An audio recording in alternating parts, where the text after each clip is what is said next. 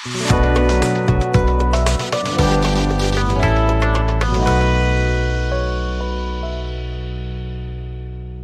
Friends, तो आज के इस वीडियो में हम मॉड्यूल्स के बारे में सीखेंगे कि मॉड्यूल्स क्या होता है।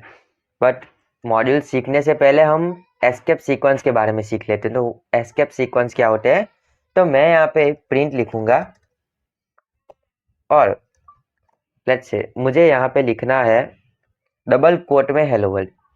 तो मैं यहाँ पे डबल कोट में हेलो वर्ल्ड लिखूंगा। तो देखो यहाँ पे मुझे एक वार्निंग मिल रही है। तो मैंने यहाँ पे लिखा हेलो वर्ल्ड।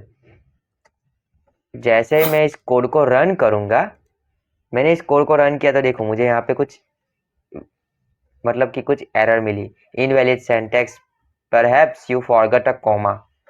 अब ऐसे केस में मुझे कोड यूज करने हैं, तो मैं इस कोड्स को कैसे यूज कर सकता हूँ, तो उसके लिए मुझे एस्केप सीक्वेंस की जरूरत पड़ती है। तो एस्केप सीक्वेंस क्या होता है कि जो बैकस्लैश से स्टार्ट होता है, तो मैं इसके आगे बैकस्लैश लगा देता हूँ। लेट्स से मैंने यहाँ पे बैकस्लैश लगा दिया और फिर इस कोड के आगे भी बैकस्लैश लगा देता हूँ। तो मैंने लगा दिया। अब जैसे ही मैं इस कोड को रन करूंगा तो देखो हमारा डबल कोट में एस्केप सीक्वेंस प्रिंट हुआ। तो लास्ट वीडियो में तो हमने देखा था कि किसी दो नंबर को सम कैसे करते हैं, फिर स्ट्रिंग और नंबर को कॉन्कैटिनेट कैसे करते हैं। और आज हम देखेंगे मॉड्यूल्स के बारे में और एस्केप सीक्वेंस के बारे में। लेट्स से मुझे यहाँ पे कोई नई लाइन, एक न्यू लाइन चाहिए जहाँ पे कुछ वैल्यू लिखी हो। तो मेरे पास न्यू लाइन में लिखने के लिए दो ट्रायल्स है। अगर मैं एक प्रिंट को नई लाइन में लिख दूँ, लेट्स से मैंने प्रिंट नई लाइन में लिख दिया, मैंने लिखा हाउ आर यू। ओके, मैंने यहाँ पे लिखा हाउ आर यू। एक तो ये तरीका है, अगर मैं इसको रन करूंगा तो ये नई लाइन में प्रिंट होगा। बट और एक तरीका क्या है कि मैं इसको कॉपी कर लूं और इसको यहाँ पे लिखूं, बट इसके आगे एक बैकस्लैश एन लगा दूं। तो मैं यहाँ पे एक बैकस्लैश एन लगा दूंगा।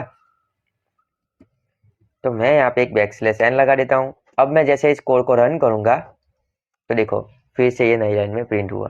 तो इस तरह आप न्यू लाइन में एक कैरेक्टर को प्रिंट करवा सकते हो। अगर मुझे एक टैब छोड़नी हो, मतलब कि एक टेक्स्ट टैब स्पेस डालनी हो, तो मैं यहाँ पे स्लैश टी लगा दूंगा। अब मैं फिर से इसको रन करूंगा तो देखो यहाँ पे एक टैब निकल के आए। तो इस तरह आप एस्केप सीक्वेंस का यूज कर सकते हो। इससे आप न्यू लाइन में ऐड कर सकते हो, फिर एक टैब ऐड कर सकते हो। अब आज के इस वीडियो का मेन टॉपिक हम मॉड्यूल्स के बारे में सीखेंगे। तो मॉड्यूल्स क्या होता है, तो मैंने यहाँ पे लिखा है कि module is a pre written code. मतलब कि मॉड्यूल एक ऐसी चीज है जो पहले से लिखी हुई होती है। अगर मुझे कोई ऐसा काम करवाना है कि जो कोड पहले से किसी ने लिख दिया है, अब सीधा उस कोड को मैं यूज करूंगा।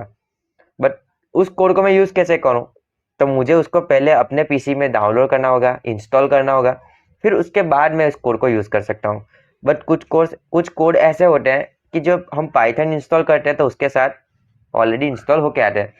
बट किसी कोड को हमें डाउनलोड करना पड़ता है। तो उस कोड को डाउनलोड करने के लिए हम पीप का यूज करेंगे। अब पीप क्या होता है, तो पीप एक पैकेज मैनेजर होता है। तो मैंने यहाँ पे देखो पीप पैकेज मैनेजर यहाँ पे एक लिखा है। फिर एक मॉड्यूल होता है। तो मॉड्यूल किसे कहते हैं, तो module is a pre written code. अब मॉड्यूल और पीप के बारे में हम डिटेल में जानेंगे। तो मैं यहाँ पे लिखूंगा पीप। अगर मैं यहाँ पे लिखता हूँ पीप, तो जैसे ही मैं यहाँ पे पीप लिखूंगा तो देखो मुझे यहाँ पे कुछ हेल्प मिली।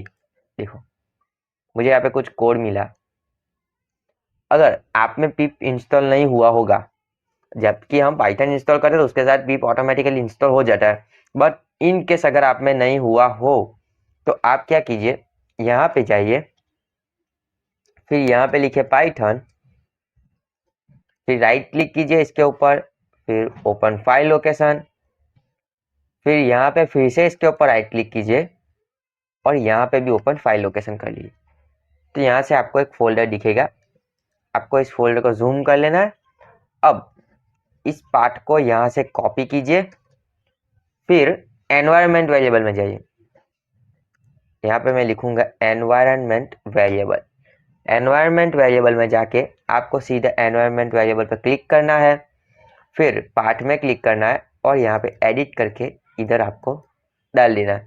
तो इससे आपका पीप चलने लगेगा और अगर पाइथन इंस्टॉल ठीक से नहीं हुआ होगा तो इंस्टॉल हो जाएगा। फिर ओके कर लीजिए। अब अगर आप में पिप इंस्टॉल हो गया हो तो हम पिप से मॉड्यूल को इंस्टॉल करना सीखेंगे। बट मॉड्यूल को इंस्टॉल करने से पहले मॉड्यूल के बारे में थोड़ा सा जान लेते हैं। तो मैं आपको एक मॉड्यूल के बारे में दिखाता हूँ। वो मॉड्यूल हमारे पीसी में ऑलरेडी इंस्टॉल हो जाता है जब हम पाइथन इंस्टॉल करते हैं। तो मेरे पास एक मॉड्यूल है, उस मॉड्यूल का नाम है मैट। तो मैं यहाँ पे लिखूंगा इंपोर्ट मैट। तो मैट हमारा एक मॉड्यूल होता है। अब इस मैट मॉड्यूल का हम यूज कैसे करें? तो मैट डॉट, आप मैट डॉट लिखोगे ना तो यहाँ पे मुझे कुछ फंक्शंस दिखेंगे। लेट्स से सेल हो गया, लॉग हो गया, एसक्यूआरटी हो गया, डिग्रीज हो गया, लॉग 10, इजनेन, एकोस, एकोसेज, एसाइन। इनमें से मैं एसक्यूआरटी फंक्शन को यूज करूंगा। अब मुझे चाहिए 9 की स्क्वायर रूट, 9 का स्क्वायर रूट। तो मैं यहाँ पे सीधा लिख दूंगा 9 और इसको मैं सिंपली प्रिंट करवा दूंगा क्योंकि ये मुझे एक वैल्यू रिटर्न करेगा। ये फंक्शन एक वैल्यू रिटर्न करता है, तो इस वैल्यू को मैं प्रिंट करवा दूंगा। अब मैं जैसे इस कोड को रन करूंगा तो देखो यहाँ पे 3.0 आंसर मिला। तो इस तरह मॉड्यूल का यूज करके हम इजीली कुछ भी टास्क परफॉर्म करवा सकते हैं। अब कई जगह में, अब हम जब सी लैंग्वेज या C++ पढ़ते थे तो वहाँ पे हम एसक्यूआरटी फंक्शन बनाते थे। यहाँ पे हमें बनाने की जरूरत नहीं है, हमें पहले से कोड दिया होता है। आपको सिंपली बस इसको यूज करना है। अगर मैं इसके ऊपर कंट्रोल करके होवर करूँ, अब जैसे मैं इसके ऊपर क्लिक करूंगा तो देखो यहाँ पे कुछ पाइथन की एक py करके फाइल ओपन हुई।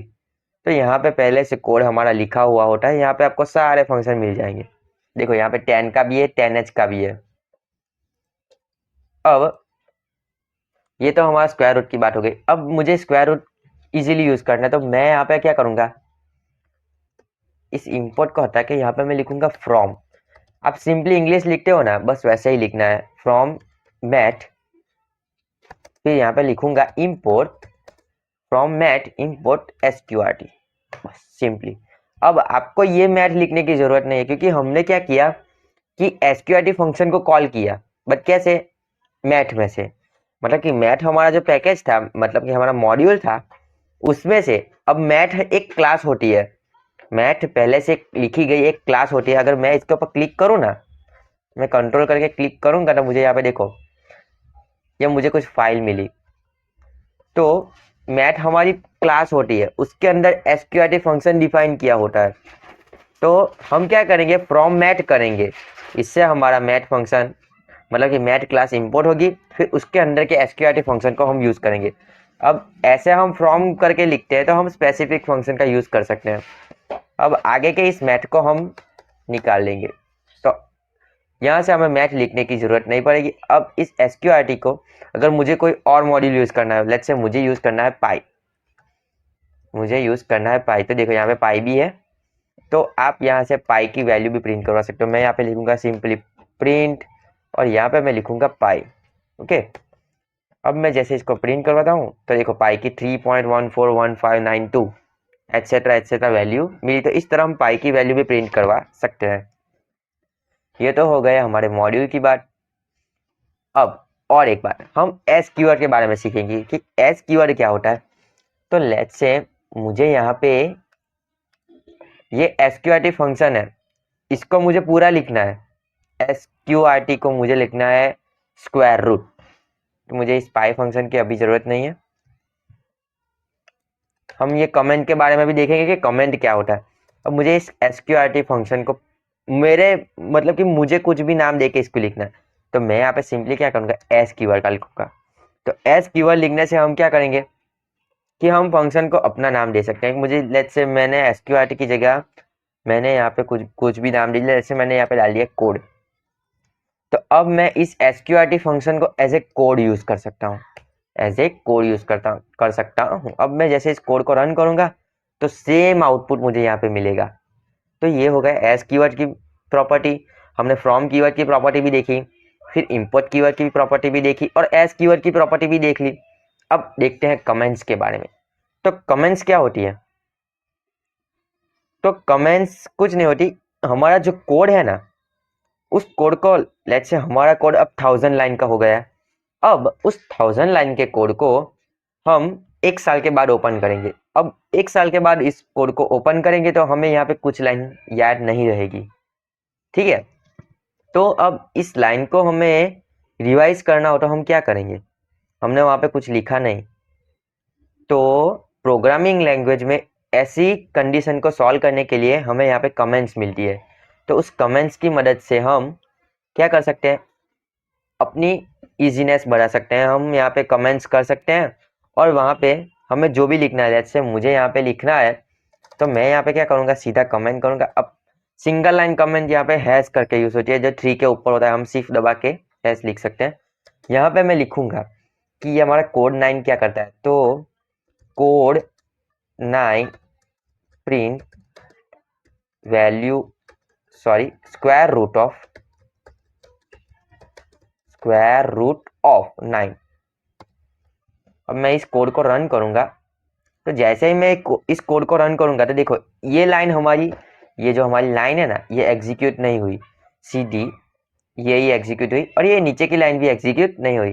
तो इसका मतलब हो गया कि हम इस तरह हम कमेंट कर सकते हैं। अब मल्टी लाइन कमेंट भी होती है कि हम एक से ज़्यादा कमेंट यहाँ पे लिख सकते हैं। तो मैं यहाँ पे एक मल्टी लाइन कमेंट्स के लिए क्या करूँगा, 3 सिंगल क्वोट। तो मैं यहाँ पे यूज़ करूँगा 3 सिंगल क्वोट। तो यहाँ पे हम 3 सिंगल क्वोट करके हम मल्टी लाइन कमेंट्स लिख सकते हैं। ये मल्टी लाइन कमेंट्स भी बहुत जगह यूज़ होती है। लेट्स से मैंने यहाँ पे एक बड़ा सा कोड लिखा, अब उस कोड का कोई ऑथर भी होगा, ऑथर तो मैं ही हूँ क्योंकि मैंने कोड लिखा। तो मैं यहाँ पे लिखूंगा ऑथर, फिर जो भी नाम होगा, लेट्स से कोई भी लिख देता हूँ। फिर यहाँ पे मैंने लिखा पब्लिश डेट, तो मैं यहाँ पे पब्लिश डेट भी लिख सकता हूँ। बट ये लाइन हमारा क्या हो गई, ये लाइन हमारी कमेंट हो गई, हमारा प्रोग्राम इस लाइन को रन नहीं करेगा, ठीक है। तो ये कमेंट की बात हो गई।